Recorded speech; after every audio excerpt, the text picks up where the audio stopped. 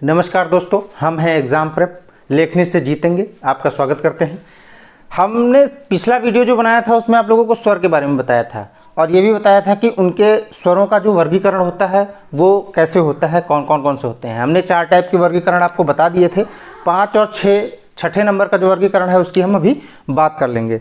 ठीक है, हमने आप लोगों को बताया था कि मुंह के जो बोलने का स्थान है यानी होठों की स्थिति के आधार पे स्वरों को कैसे डिवाइड किया गया है, उनका वर्गीकरण कैसे किया गया है। और दूसरी चीज़ ये भी बताई थी जीव के जीवा के द्वारा, है ना। तो इसके बाद में हम बात कर रहे हैं कि मुख द्वार यानी मुख विवर यानी मुंह के खुलने के आधार पे स्वरों का वर्गीकरण कैसे किया जाता है। ठीक, विवृत्त देखो बहुत साधारण सी चीज़ और सिंपल से हमने लिख दी विवृत्त।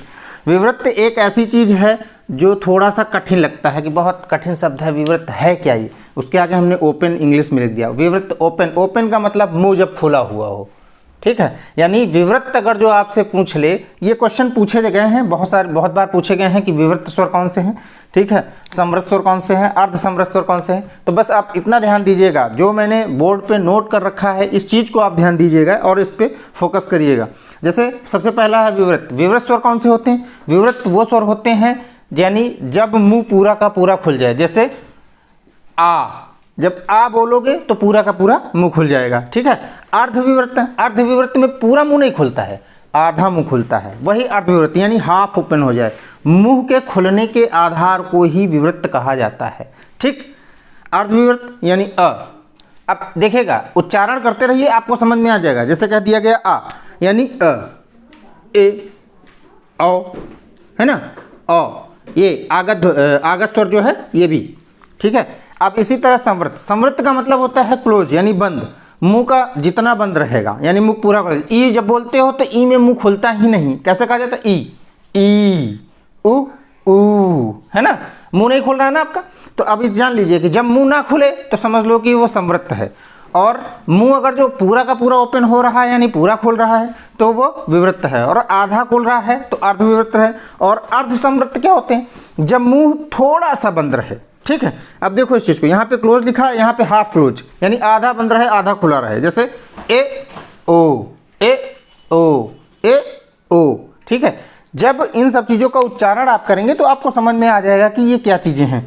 इतना ध्यान रखिएगा जो मैंने बताया है। विवृत्त का मतलब ओपन यानी पूरा खुला हुआ, मुंह पूरा खुला। आगे लिख दें हम क्या? चलो लिख देते हैं, मुंह पूरा खुला। ठीक है, अर्धविवृत्त का मतलब मुंह आधा खुला। ठीक, इस चीज़ को ध्यान रखिएगा।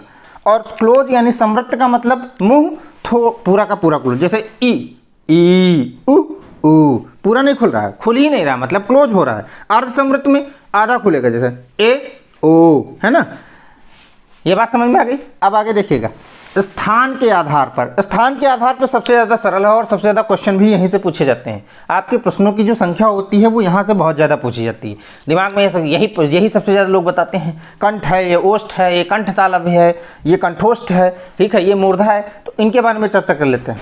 देखो, स्थान के आधार पर यानी गले से जो बोले गए स्वर हैं उन्हें कंठ कहा जाता है। और स्थान क्या है? कंठ है। और स्वरों क्या कहा जाएगा? कंठय स्वर कहा जाता है। आगे या लग जाएगा, है ना। अगर जो लगाना चाहो तो लगा सकते हो, नहीं लगाना चाहो तो कोई बात नहीं है।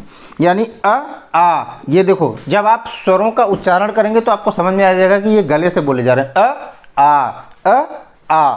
ठीक है, ओष्ठ यानी ओंठों के आपके आधार पे ओष्ठ वाले ऊ। ठीक है, तालु जब आपकी जबान तालु यानी जो आपके मुख के अंदर जो ऊपर वाला हिस्सा है वहां पर जबान आपकी लग रही है, जो जीवा है आपकी जीभ जब वहां पे लगेगी तो समझ लो तालु। कैसे? ई, देखो जबान ऊपर गई ना, ई। ठीक है, तो वो तालु हो जाएंगे। अब बहुत साधारण सी बात हम बता रहे हैं, यहाँ पे लिखा हुआ है देखो, कंठ तालु ए। ठीक है, अब ये समझिएगा, कंठ और तालु के द्वारा बोले गए वर्णों को, तो इसका एक चीज और आपको बता रहे हैं, यानी ये आ प्लस छोटी ई है, ई कहा जाता है इसको, और ये अ प्लस बड़ी ई है। ठीक है, ये आपके जब संधियां पढ़ाई जाएंगी तो बहुत काम आएंगे।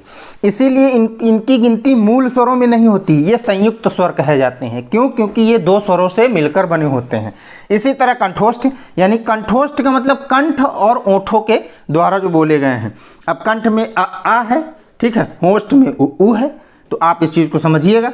यानी ये आपका हो जाएगा अ धन उ, और ये अ धन बड़ा उ। ठीक, इस चीज़ को ध्यान रखिएगा। यहाँ तक क्लियर है। अब इसके आगे मूर्धा आ जाते हैं। अब सबसे बड़ा और कठिन लोगों को लगता है कि मूर्धा होता क्या है। ठीक है, मूर्धा यानी दांत के ऊपर मसूड़ों का वो भाग जहाँ पर जीभ टच कर रही है आपकी। इसको देखो, जब री बोलोगे ऋषि वाला, तो री कहाँ जा रहा है? जबान आपकी जो होंठ दांत है, दांत के ऊपर जो मांस वाला हिस्सा है जिसे मसूड़ा कहा जाता है, वहाँ पे टच होती। यानी इसको हम ये लिख सकते हैं कि दांत के ऊपर मसूड़ों वाला भाग।